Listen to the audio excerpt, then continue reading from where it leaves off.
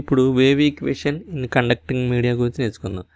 Wave equation in conducting media అంటే wave ఇలా travel అవుతుంది అనుకోండి, ఫ్రీ స్పేస్లో అయితే ఎటెన్యూషన్ ఏమీ లేకుండానే అవుతుంది. అదే కండక్టింగ్ మీడియం అనుకోండి, వేవ్ నెమ్మదిగా డిగ్రేడ్ అవుతూ ఉంటుంది. అంటే దీనికి కరెంట్ అనేది ఉంటుంది కాబట్టి కరెంట్ డెన్సిటీ అనేది కూడా ఉంటుంది కాబట్టి J is not equals to 0. అలాగే charge density ρV is also not equals to 0. కాబట్టి మనం ఇక్కడ యూజ్ చేయవలసిన ఫార్ములాస్ ఈ విధంగా మనం యూజ్ చేయాలి. Del cross E is equals to minus ∂B/∂T అనేది ఒక ఫార్ములా మనకు తెలుసు.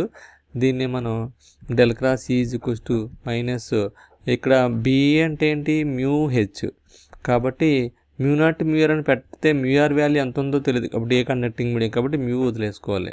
So B is equals to μ into ∂H/∂T. Okay, ఇది ఫస్ట్ ఈక్వేషన్ అనుకుందాం.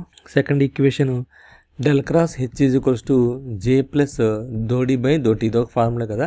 J అనేది ఆల్రెడీ మనకి ఫార్ములాలో వాల్యూ ఉంది, ఏంటంటే సిగ్మా E అది ప్లస్ ఎప్సిలాన్ ∂E/∂T. D అంటే ఎప్సిలాన్ E, D అంటే epsilon E. So del cross H is equals to sigma E plus epsilon ∂E/∂T. ఇది సెకండ్ ఈక్వేషన్ కింద రాసుకుందాం. ఇప్పుడు ఫస్ట్ ఈక్వేషన్ పార్షియల్ డెరివేటివ్ చేద్దాం. Differentiate equation 1. అప్పుడు del cross ∂E/∂T is equals to minus ∂2B/∂T² or minus μ ∂2H/∂T². ఇది third equation. అలాగే del cross కూడా హెచ్కి అప్లై చేద్దాం. డెల్ క్రాస్ ఈక్వేషన్ 1 and 2 అని రాద్దాం. Del cross ∂H/∂T is equals to sigma ∂E/∂T. ఇది sigma ∂E/∂T plus epsilon ∂2E/∂T². So ఇది fourth equation అనుకుందాం. సో దీనికి డిఫరెన్షియేషన్ అప్లై చేసాం. ఓకే, పార్షియల్ డిఫరెన్షియేషన్ అప్లై చేసాం అనుకుందాం. ఇప్పుడు ఫస్ట్ ఈక్వేషన్ని సెకండ్ ఈక్వేషన్ తీసుకుని కర్ల్ అప్లై చేద్దాం. Apply curl on both sides. అప్పుడు ఏమవుతుంది, del cross E apply curl on both sides for 1 and 2 equations. So del cross E is equals to ఏమవుతుంది, del cross E is equals to del cross minus దీన్ని μ ∂H/∂T అని రాయొచ్చు, లేదా minus μ del cross ∂H/∂T అని రాయొచ్చు. Okay, so ఇది equation 5. So del cross అంటే మనకు వెక్టర్ ఐడెంటిటీ ప్రకారంగా ఫార్ములా ఏమని నేర్చుకున్నామంటే del dot E minus ∇2E అనేది ఫార్ములా అనమాట. సో ఇది 0 అయిపోతుంది కాబట్టి minus ∇2E is equals to minus μ del cross ∂H/∂T. Okay, so minus μ del cross ∂H/∂T is equals to ఇక్కడ ఏమని రాయొచ్చు అంటే సిగ్మా ∂E/∂T. ఈ value sigma del cross H అంటే అది కదా, minus μ into del cross sigma ∂E/∂T plus epsilon ∂2E/∂T². Okay, so ఇది minus ∇2E. So minus cancel అయిపోతుంది, మైనస్ క్యాన్సిల్ అయిపోతే డైరెక్ట్గా మనకి ∇2E is equals to μ sigma ∂E/∂T plus μ epsilon ∂2E/∂T². ఇది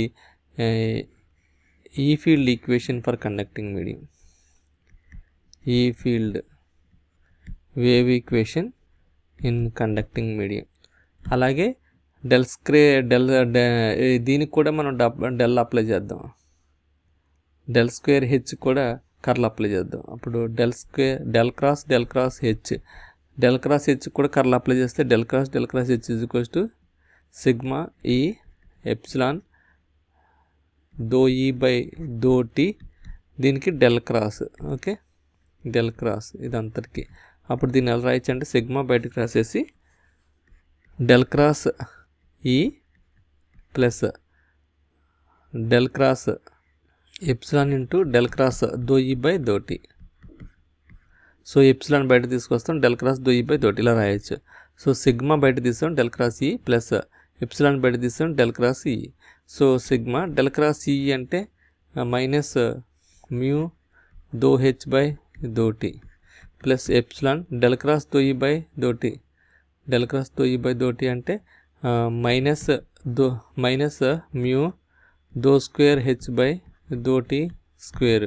okay, so minus mu sigma doh H by doh T plus, so plus పెట్టి minus బయట లాగేద్దాం. ఇది minus plus mu epsilon doh square H by doh T square.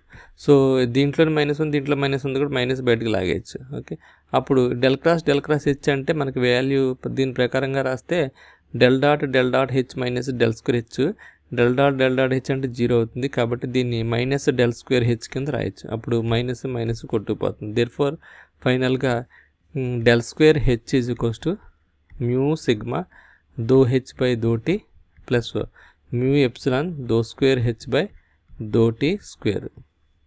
So ఇది H field wave equation in conducting medium.